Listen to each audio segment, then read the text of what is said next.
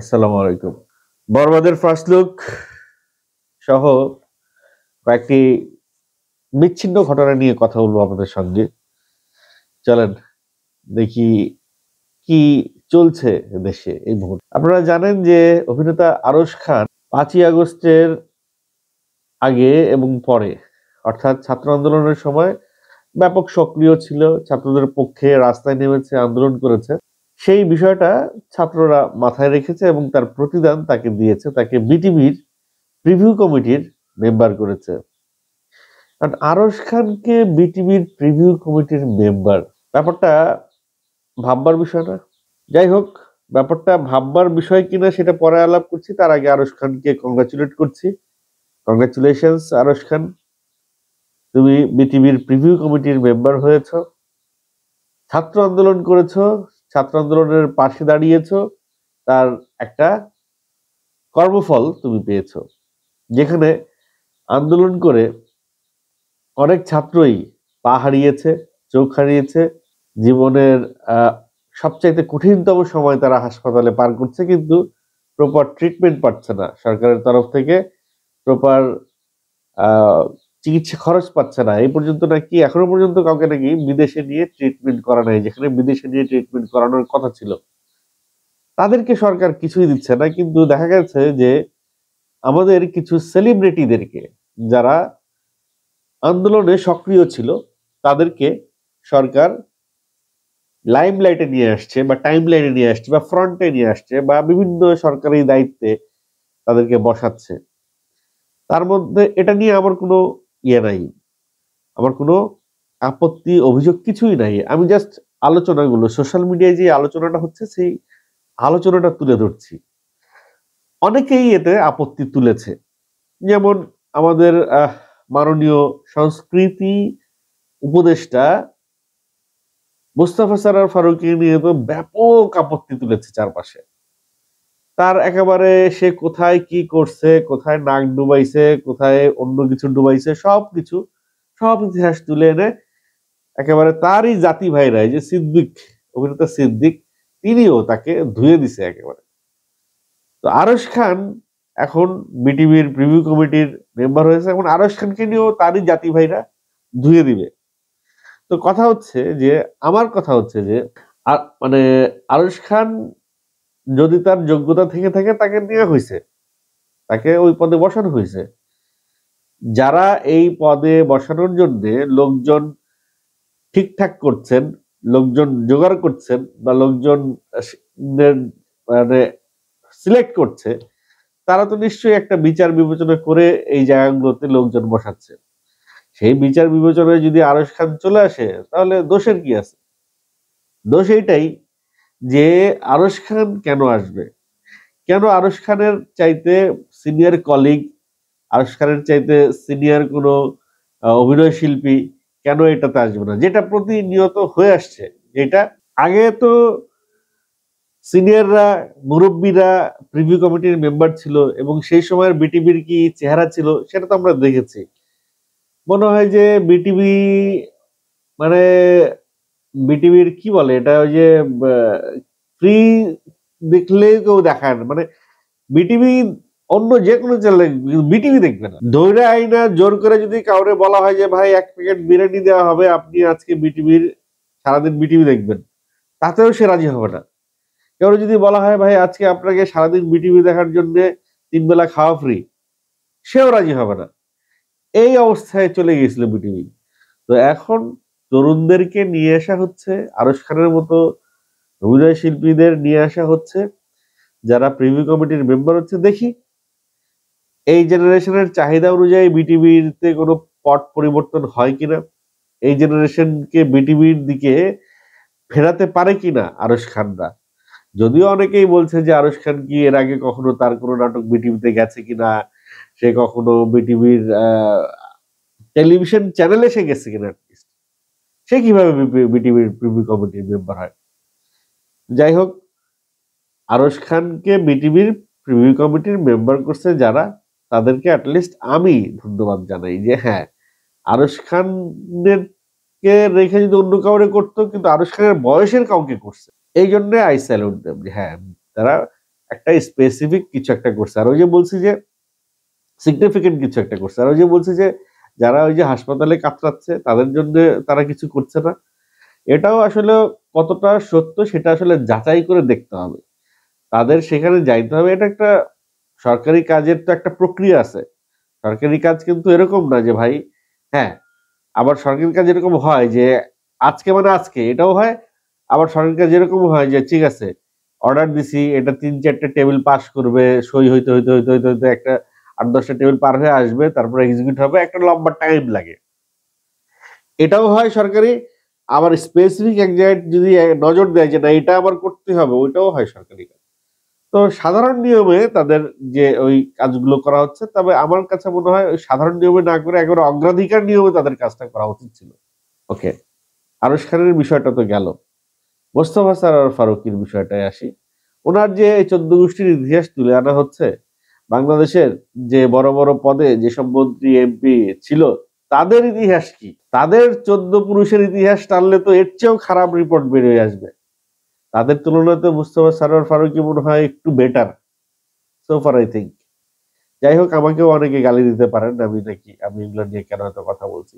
আমি বলছি এই কারণেই যে ঠিক আছে, ফারুকী রে বসাইছে, দেখেন না কি করে সে। অনেক আসাদুজ্জামান নূর তো দেখছেন, অনেক সুবর্ণ মোস্তফা তো দেখছেন, অনেক পীযূষ বন্দ্যোপাধ্যায়ও দেখছেন। এখন একটু ফারুকীরে দেখেন কয়টা দিন সময় দেন। যদি খারাপ কিছু করে তারপরে তাকে না হলে গালিগালাজ করে বের করে দিয়ে ফাইন। আরো একটা বিষয় দেখলাম যে খুব লেখালেখি হচ্ছে বিভিন্ন জায়গায় যে ভালো সিনেমার অভাবে সিনেপ্লেক্স নাকি বন্ধ হয়ে যাচ্ছে, মধুমিতা বন্ধ হয়ে গেছে, লায়ন্সও বন্ধ হওয়ার পথে। ভাই, ভালো সিনেমার অভাবে যদি এগুলো বন্ধ হয়ে যায় তো তারা তো ইংরেজি সিনেমা চালাচ্ছে শুরু থেকেই, তারা তো হিন্দি সিনেমা যেগুলো আনে সেগুলোও চালাচ্ছে, সেগুলো তো অনেক মানসম্পন্ন সিনেমা, ভালো সিনেমা, সেগুলো তো তাদের দর্শক টানতে পারছে না। দিন শেষে বাংলা সিনেমাই চালাইতে হবে ভাই। বাংলাদেশে কোনো সিনেপ্লেক্স বলেন আর সিনেমা হল বলেন, বাংলা সিনেমাই চালাইতে হবে, এটাই হচ্ছে সবচেয়ে বড় কথা। হ্যাঁ, এই কথাটা সত্য যে ভালো সিনেমার অভাব আছে, কিন্তু এই ভালো সিনেমার অভাব তো আজকে নতুন না, এটা তো দীর্ঘ কয়েক বছরের এই অভাব। বরঞ্চ আমি বলবো যে এই সময়ে এসে বরঞ্চ ভালো সিনেমা তৈরি হচ্ছে, ভালো সিনেমার সংবাদ বেরোচ্ছে, ভালো সিনেমার ঘোষণা আসছে। হ্যাঁ, মাঝে মধ্যে ফাঁকা ফাটায় কতগুলো সিনেমা আসে যেগুলো ধরেন এই যে হুরমতি, দুনিয়া, তারপরে ডেঞ্জার জোন, তারপরে আরো কি কি যেন ফেরারি, কি কি যেন সিনেমা আসে। এগুলো হচ্ছে গিয়ে ভাই এই যে প্রতি সপ্তাহেই তো ২টা করে সিনেমা রিলিজ দিতে হয়। কি করবে ওই ফাঁকতালে ২টা সিনেমা এরা মানে নাম কাওয়াস্তে সিনেমার নাম দিয়ে আসে, ৩০-৩৫ লাখ টাকা খরচ করে আসে।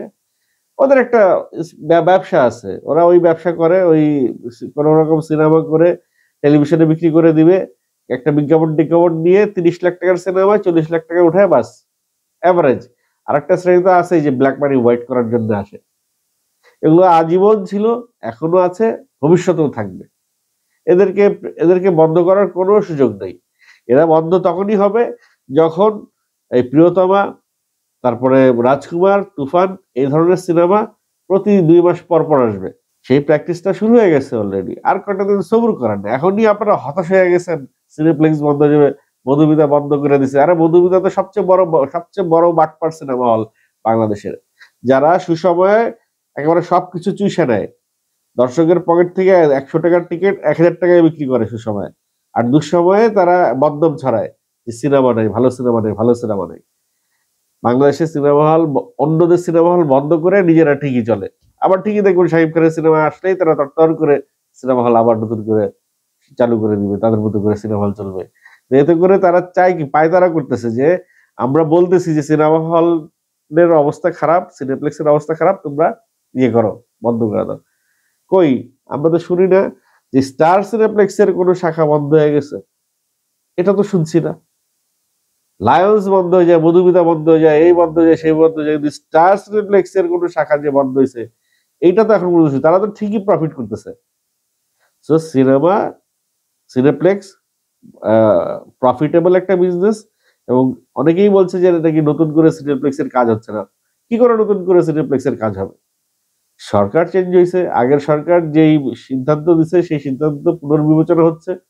তারপরে আবার সেই কারা টাকা লুট করছে, কারা কত টাকা খাইছে সেগুলো বের করবে, বের করে কত টাকা আছে সেই ফান্ডে আবার নতুন টাকা লাগবে কিনা, তারপরে নতুন করে আবার কাজ শুরু হবে। সো এটা একটা, ওই যে বললাম প্রথম দিকে বলছিলাম যে সরকারি কাজের দুই ধরনের কাজ হয়। একটা হচ্ছে ইমার্জেন্সি বেসিসে হয়, যে আজকে মানে আজকে, আরেকটা হচ্ছে গিয়ে সরকারি উপায়ে নর্মাল প্রসিডিওরে যেটা হয় সেটার জন্য একটু ডিলে হয়। সেই ডিলেটাই হচ্ছে বাংলাদেশের 64টি জেলায় সিনেপ্লেক্স হবে। Wait and see. তো ফাইনালি আসি শাকিব খানের কাছে। শাকিব খানের বরবাদের ডিরেক্টর একটা প্রশ্ন করছে আমাদের কাছে, রেডি? আমিও তাকে কাউন্টার কোশ্চেন করেছি, কিসের জন্য রেডি? যাই হোক, আমি কোশ্চেন করি আর না করি, সে আসলে বলতে চাইছে যে, বুঝাইতে চাইছে সে রেডি আছে। আমরা রেডি কিনা?